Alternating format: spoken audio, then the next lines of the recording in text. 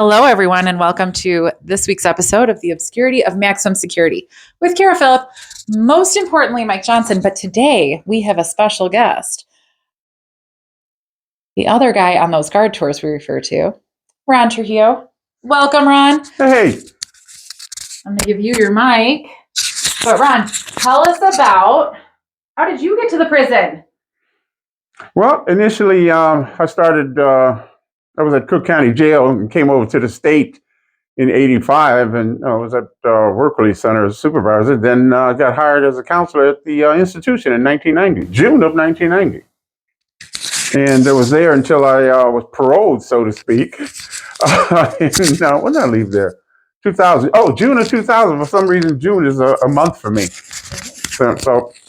And that's where Mike and I became friends. We were co-workers together, and we had a ball. We were like MASH there. We really were. We were just like MASH. We were a unique counseling office. Enjoyed every bit of it there. And then was fortunate enough to work with Mikey on the tours. And we came up with the guard tour, more so Mikey. And so we kind of complement one another on the guard tour. And a much sought after tour. But my career was 34 years in corrections. Initially, I started at Cook County Jail, and I got hired because I used to work at Standard Oil downtown as a photographer. And heard of the jail was hiring, did my little resume, and the first thing that they asked me after they reviewed my resume, "Oh, Ron, you were with the Golden Gloves in the Chicago Park District." Says, "Yeah." "Oh, okay." And report to Division 1, midnight, November 16th. And the rest basically was history. And my first night at the jail, we had a riot. Oh. And it was a learning experience. Had never been in an environment like that in my life. And from that day on, I guess corrections kind of got into my being and finished up on parole, so to speak, until they discharged me. So that's about it in a nutshell. I mean, I could go on and on, but this is boring. I think that it's not boring. Well, that it's not. Some things I cannot. I would like to. I would like to talk about, but some things I can't, because the jail is same as a prison. There's things that go on there that when you get involved in it, you really can't say anything because of disclosure laws, so to speak. And was I in trouble a lot at the jail? Not by choice. I mean, we had to do things that now that would get you indicted, put you down at the federal building, which I was down there a number of times. And you grow accustomed to it. And it's like with Mikey, we got a lot of stories that we have even forgot about, things that happened to us. Mm-hmm. And for us coming together, we revamped it, a lot of it on the guard tour. So that's how we complimented one another, because you got the prison and the jail. And people think, oh, they're the same. No. They're definitely different. I always take my hat off to every woman and man that works in a penitentiary, especially here in Illinois. At the jail, we were falling over people. We had staff up the butt, excuse my language.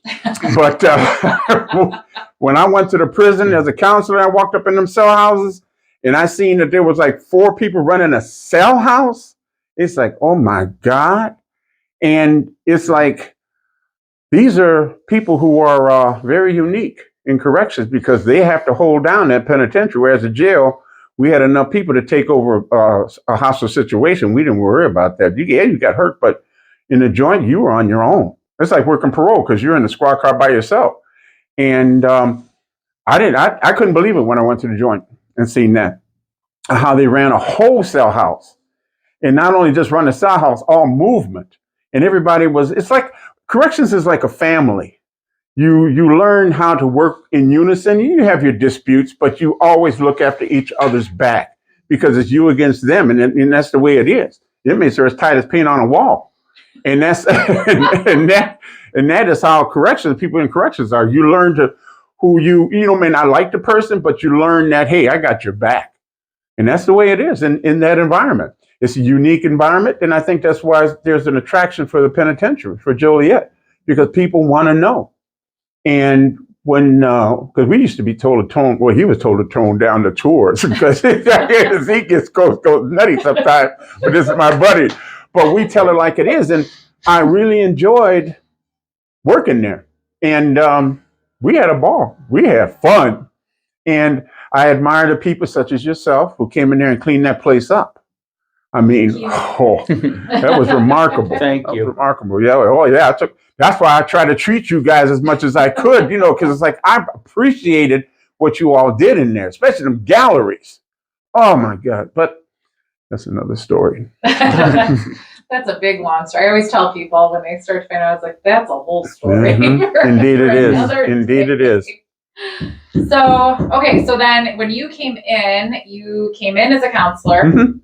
How did you like see that ad in the paper? Like, how did you go from being a CO? Actually, a very dear friend of mine, we worked at the county jail together, and she went over to the state, and she was a prison advocate, which was a department that used to look into inmate grievances. Okay. And she told me, Ron, they're hiring at the institution and on the state level. And she said, well, why don't you go to work release? Work release is where but the guys come out of the joint, and they're there, and they go to work, and they come back, and they give them passes and so forth. Yeah. It's like a transition from the joint.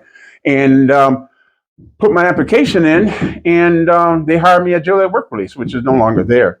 And I was a shift supervisor. And a lot of the guys that were there at Work Release Center knew me from the jail. Knew me from the jail. And even when, for a short period of time when I was a sergeant, I said, hey, Sarge. I said, hey, what are you doing here? It's like, I'm working, for the state now. But then from Joliet Work Release, I went to the prison. If I say joint, it's the same thing. Yeah. Because we use slang. I went to the joint, and it was a very unique place. And then they gave me, I had general population, and then they gave me protective custody in SEG. And PC and SEG, and the unique caseloads that he knows. Mm. And when I went to parole, they ended up giving me a unique caseload because they found out that I had a unique caseload in the joint at PC and SEG. So what did they do? My first supervisor, I won't call his name, says, well, Ron, we see you had PC and SEG when you were in the joint. Yeah. Well, we're going to give you a specialized caseload. 147 men and women who were not the best of inmates when they were locked up. Okay. So, most of them you got to see every 30 days.